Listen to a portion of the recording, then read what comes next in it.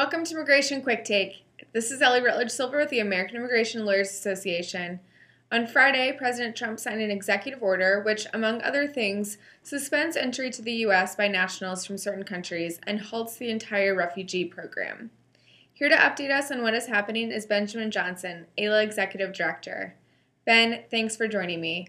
First, what happened this weekend? Yes, it's been a very, very busy weekend. All of this weekend's activities really began as a result of an announcement late Friday from the White House of a new executive order that has really sweeping implications for immigrants and refugees in the United States.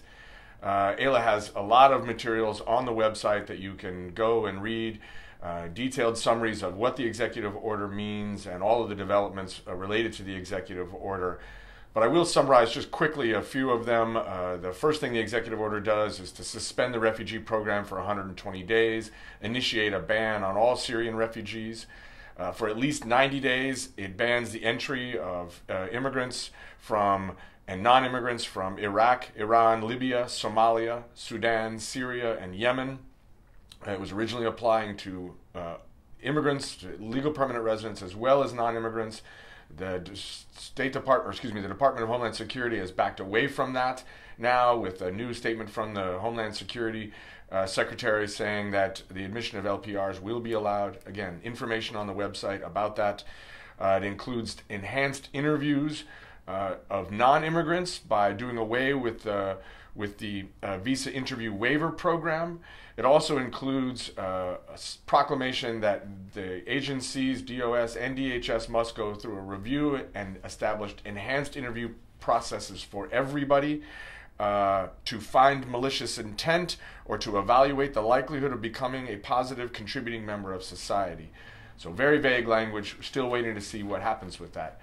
The really interesting development was that litigation was filed late Saturday and an injunction was issued regarding the removal or the ongoing detention of those who had arrived in the United States and were being denied entry under the order. So the case for now is in federal court and we have an injunction. Again, information about the injunction is on the AILA website. I encourage all AILA members to continue to go to the website for up-to-date information about what's going on.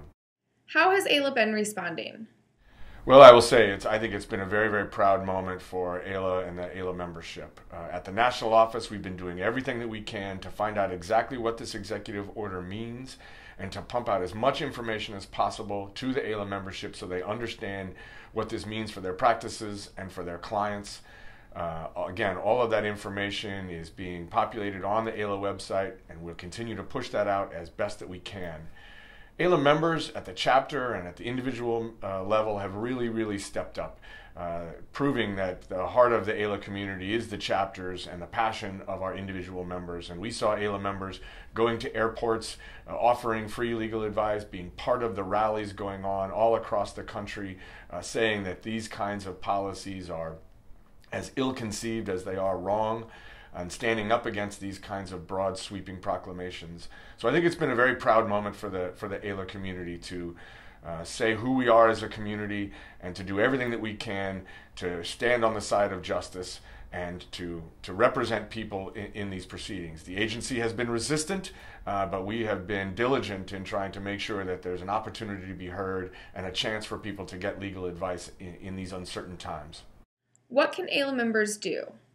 Well, I think moving forward, we got to keep doing what we've been doing, which is gathering as much information as we possibly can, sharing it with each other, and finding ways to respond to this new executive order. So I encourage all AILA members to share information about what they're seeing and hearing about the implementations of these policies. We have to monitor the implementation of this to make sure that there aren't further constitutional violations.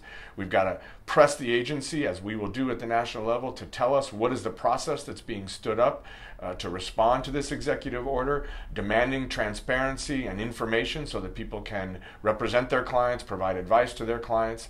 So we will continue to try to gather that information at the national level and push it out to the members. We encourage the chapters and the members to continue to share information at the local level and to tell us what you need from us so that we can provide you the resources that you need to be the effective, passionate lawyers that I know you all are.